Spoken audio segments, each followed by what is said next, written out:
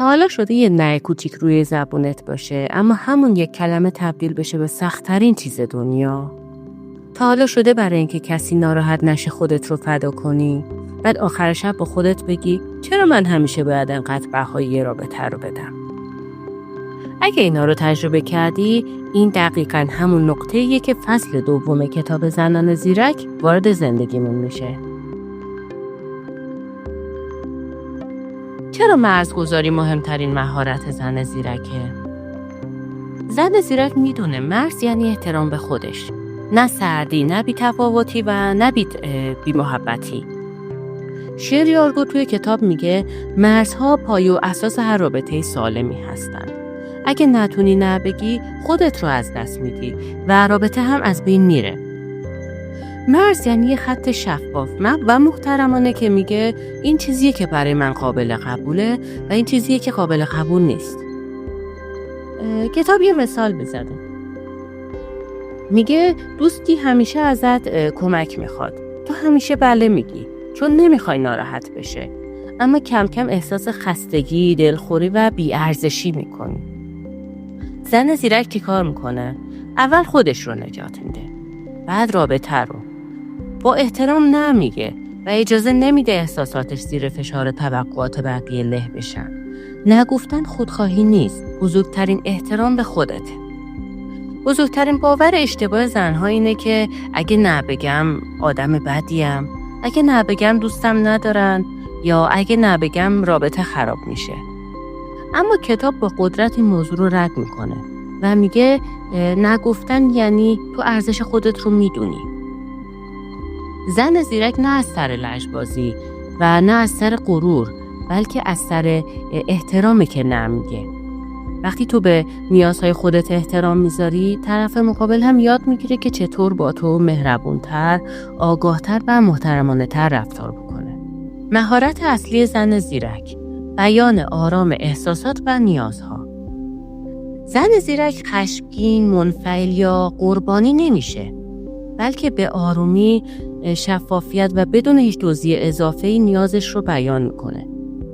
به جای اینکه سکوت کنه و بعداً عصبی بشه میگه من الان نیاز به 1 ساعت زمان برای خودم دارم یا الان نمیتونم این کار رو انجام بدم.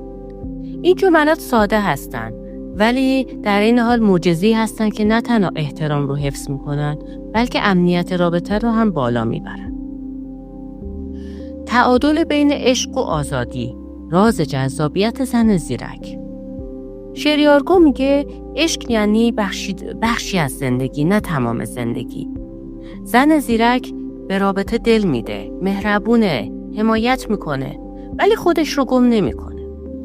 اون میدونه اگه آزادی فردیشو از دست بده عشق تبدیل به وابستگی میشه. اگه بیش از حد بچسبه جذابیت خودش کم میشه. اگر بیش از حد فاصله بگیره رابطه سرد میشه. تعادل یعنی هم عشق هم شخصیت. چرا مرزها باعث جذابیت میشن؟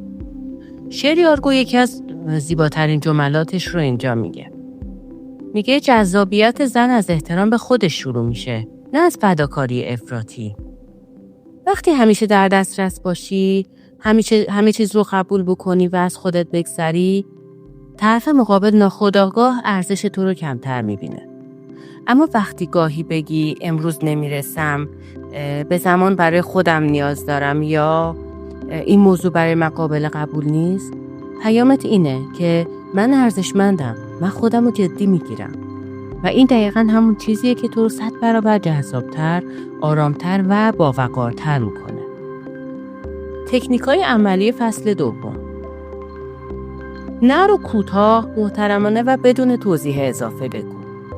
مثلا بگو نه عزیزم امروز نمیرسم.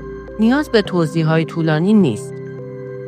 روزانه 30 دقیقه فقط برای خودت وقت بذار. کتاب تاکید میکنه که زن بدون زمان شخصی هویت خودش رو از دست میده. به حس درونیت اعتماد کن. اگه چیزی بدجوری اذیتت میکنه این یه نشونه است، نه یه اشتباه. مرزهای ارتباطی خودت رو شفاف کن.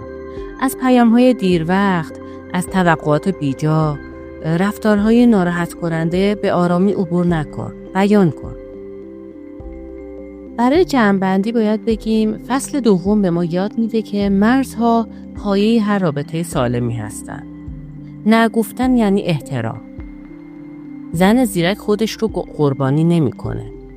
جذابیت واقعی از خودباوری میاد، نه از فداکاری‌های افراطی.